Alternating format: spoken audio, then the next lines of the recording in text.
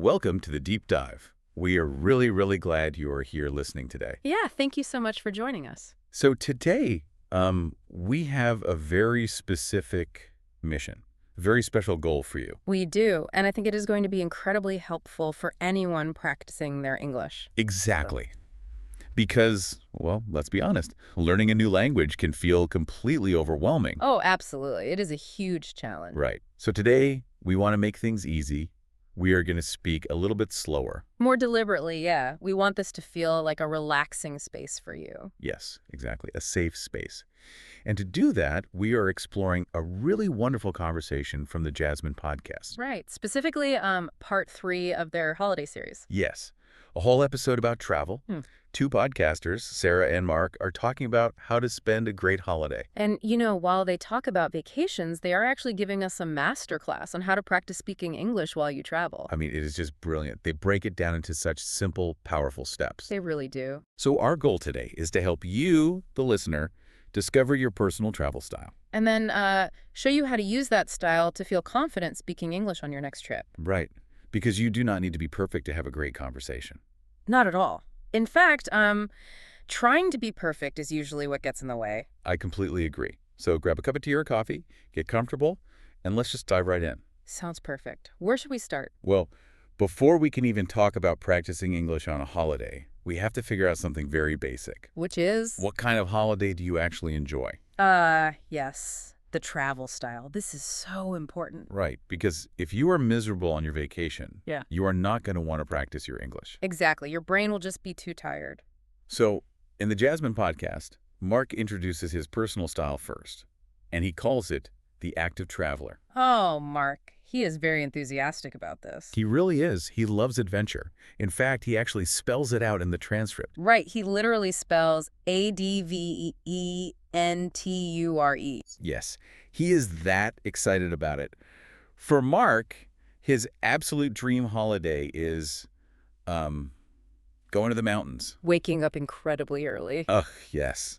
Before the sun is even up. Putting on heavy hiking boots and just, climbing a very tall hill. Just to get to the top and enjoy the fresh air and the high altitudes. Right. He wants to sweat. He wants to move his body. And then there is Sarah. Yes. Sarah has a very, very different approach. She does. She calls herself the lazy traveler. And I love this. She claims that title with so much pride. She owns it completely. She wants to find a nice resort or maybe a hotel that is right near the beach. Right. She wants a big umbrella to hide from the sun. Exactly. She just wants to listen to the sound of the ocean waves, read a good book, and maybe take a very short swim in the pool. Peace and quiet. Those are her main priorities. Which makes sense. Mark actually jokes in the podcast that he would fall asleep in about 5 minutes if he went on Sarah's holiday. I mean, he probably would. His brain needs that physical movement. But, I want to push back on Mark's idea for a second. Oh, how so? Well, I have to ask, is an active holiday really a holiday? That is a fair question. I mean, it sounds to me like an active holiday is just a different kind of work. You are not wrong. You are still working very hard. Right. It is like an active holiday is a workout for your body. But Sarah's lazy holiday is like a spa day for your brain. Oh, I love that analogy. A spa day for your brain. That is perfect. And when you are learning a language, your brain really needs a spa day. It does. And this contrast between Mark and Sarah is actually a very important psychological point. Really? How so? Well, by understanding your personal style, you avoid traveling the wrong way for your personality. Oh, that makes sense. Yeah. Like forcing yourself to hike when you hate hiking. Exactly. If you hate hiking and you go on a hiking trip, you are going to be stressed. And stress is terrible for learning, right? It is the worst. When you are stressed, you cannot remember your vocabulary. You just freeze. So notice the words they use. Sarah wants peace and quiet.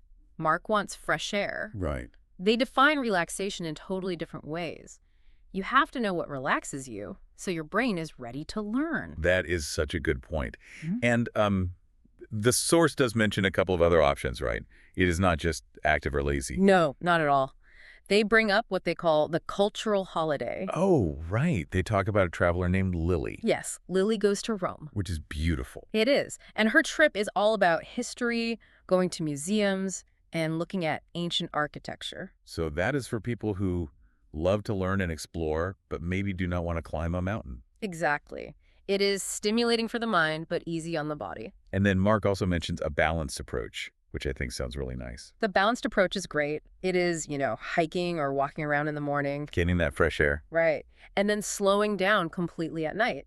Having a big, delicious local dinner. Ah, the best of both worlds. Yes, exactly. So to you, our listener, I want to ask you directly right now. Think about it. Which style do you prefer? Yeah, take a second and imagine it. Are you packing heavy hiking boots for an adventure? Or are you packing a history book for a cultural trip? Or maybe you are just packing a swimsuit and some sunscreen. Whatever it is, just knowing your style is the very first step to success. Because if you are happy and comfortable, your English will flow so much better. Absolutely. Okay, so let's say we have picked our perfect holiday style. We are happy, we are relaxed. Right. Now comes the part that scares a lot of people. How do we actually use these trips to practice our English? Well, the Jasmine Podcast gives a really comforting answer to this. They really do. Mark brings up a very important rule. He points out that English is the international language. Yes. This is a huge shift in how we think about language. It is. You do not have to fly all the way to London or New York to practice English. Right. You could be in Japan or Brazil or Italy. Exactly. If two people do not speak each other's native language, they will almost always try to use English to communicate. It is the bridge that connects everyone. And Mark and Sarah mentioned two very practical, very common places where you can practice this while traveling. Oh, right.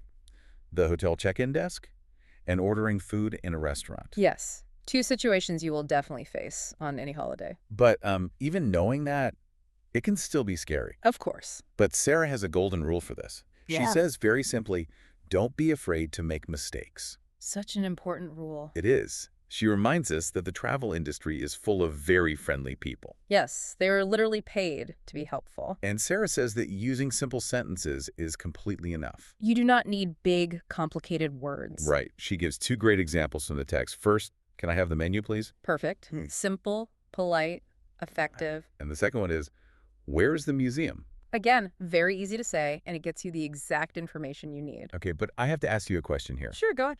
Even when we know these simple phrases, even when we practice them in our bedrooms, why is it that we still freeze up? Oh, the freeze. Yeah, like you walk up to the hotel clerk and suddenly you are so scared and your mind is totally blank. Why does that happen? That is a great question, and it comes down to human psychology. Okay, let's break that down. Well, when you speak a new language, your brain feels like it is taking a big risk. It is afraid of looking foolish in front of strangers. Oh, so it was like a survival instinct. Exactly. But the source text gives us the key to turning off that fear. Which is? Remembering Sarah's point, most people in the travel industry are friendly. Right.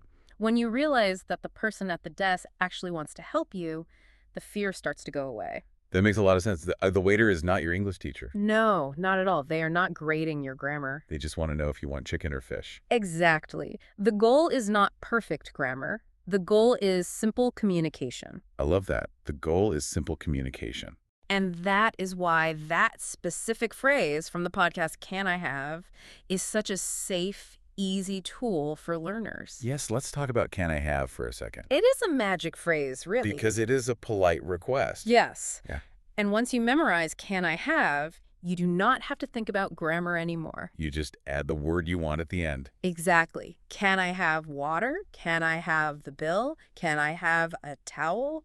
It is like a protective shield against making mistakes. It really is. It lowers the stress so you can just enjoy the conversation. Okay, so we know the theory now. Mm-hmm. We know it is okay to make mistakes. Yes. And we know the locals want to help us. Right. But now we need to look at the practical exercise they talk about in the source material. Ah, yes. The speaking challenge. I am so excited to talk about this part because this is something you, listening right now, can do today. You do not even need to be on holiday to do this. Exactly. So the very first rule of this speaking challenge is a bit surprising. What is it? They say you have to practice out loud, even if you are totally alone. Yes.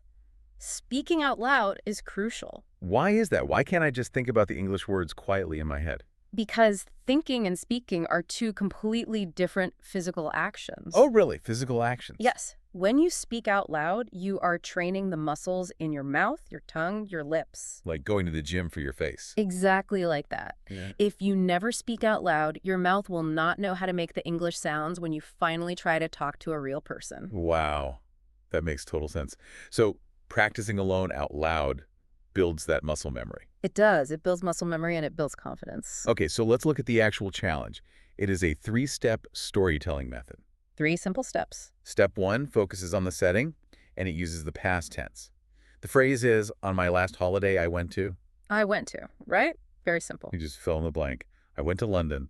I went to the beach. It gives you a strong starting point. Then step 2, this is about an action, also in the past tense.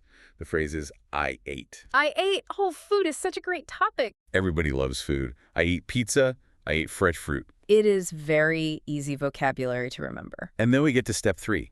And this is my favorite part. The emotion step. Yes. Past tense again. The phrase is, I felt. I felt. This is so powerful. I felt happy. I felt relaxed. I felt tired. According to Mark in the podcast, if you say those 3 sentences, something magical happens. You are not just practicing English anymore. No, you just told a story. You are a storyteller. A storyteller. That sounds so much better than language learner. It changes everything. People love listening to stories. I have to say, this 3-step method is so elegant. It is very cleverly designed. Let me give an analogy for this to help picture it. Please do. Using this 3-step method is kind of like building a simple house. Okay, I'm picturing a house. Step 1, where you went, is the foundation. It gives you something solid to stand on. Right, the base of the house. Step 2, what you ate, are the walls. It gives the story shape and detail. I like that. And step 3, how you felt, is the roof. It covers everything and makes it feel safe and complete. That is a wonderful way to think about it. And the best part is, you do not need a giant mansion to tell a good story. No, you do not. A simple, well-built house works perfectly. And from a language expert perspective, this method is brilliant because of how it handles the past tense. Tell me more about that. Well, the past tense can be very scary for learners. Irregular verbs adding ed to things, it causes a lot of panic. Oh, definitely. People worry about making mistakes with the grammar. But by giving you this rigid 3-step structure, I ate, I felt, the podcast removes the panic. Because you do not have to think about what words to choose. Exactly. You do not have to worry about what do I say next. The structure guides you safely to the end of the story. It builds immediate confidence. Immediate confidence. You say 3 sentences perfectly and you feel great. And the text also mentions you can use this for the future, right? Yes. You can practice your future tense by thinking about a dream holiday. So instead of I went, you would say, I want to go to. I want to go to Paris. I want to eat croissants. I want to feel inspired. Exactly. It is the same simple house, just built in the future. That is so practical. I really hope everyone listening tries building their own simple house out loud today. Me too. It is a fantastic exercise. Well, we have covered so much ground today. Let's do a quick summary of this amazing journey we have been on. That sounds like a great idea. First, we talked about figuring out your travel style. Right. Do you want adventure and fresh air, or do you want peace and quiet? Then we learned that it is completely okay to make mistakes. Because the friendly locals in the travel industry are there to help you, not judge you. And finally, we learned the 3-step story method. I went, I ate, I felt. Yes. Now, there were a few specific vocabulary words highlighted at the end of the source text that I want to quickly recap. Oh, yes. The key travel words. The first one is relax, Yeah. which is what Sarah loves to do. To rest and just let go of stress. The second word is sightseeing. That is when you go looking at famous places, like Lily did in Rome. Exactly. The third phrase is local food. Food that is special to the city or country you are visiting, always a great topic for conversation. And the final word is adventure. Doing something new and maybe a little bit exciting or difficult, like Mark in the mountains. Those 4 words basically cover any holiday you could ever want to take. They really do. So we want to encourage you, the listener, just as the Jasmine Podcast does. Yes, please practice every day, even just a little bit. Think about your dream holiday destination. Use those future tense phrases. Because, as the old saying goes, practice makes perfect. Practice makes perfect. Even if the goal isn't actually perfection, but just feeling comfortable. Exactly. Practice makes comfortable. I love that. Practice makes comfortable. So before we say goodbye, we want to leave you with a final provocative thought. Something for you to explore on your own after this episode ends. Think about everything we discussed today. Your style, the friendly people, the simple sentences. If you only had 3 simple sentences to describe your absolute dream holiday to a complete stranger today, what would they be? Where do you want to go? What do you want to eat? How do you want to feel? And more importantly, how might, simply speaking, those 3 sentences out loud right now in your room change the way you view your own English skills? It might just make you realize that you are already a storyteller. I think it will. Thank you so much for joining us on this deep dive. Keep practicing, keep telling your stories, and enjoy your free time. We believe in you. Have a wonderful day, and we will catch you on the next deep dive.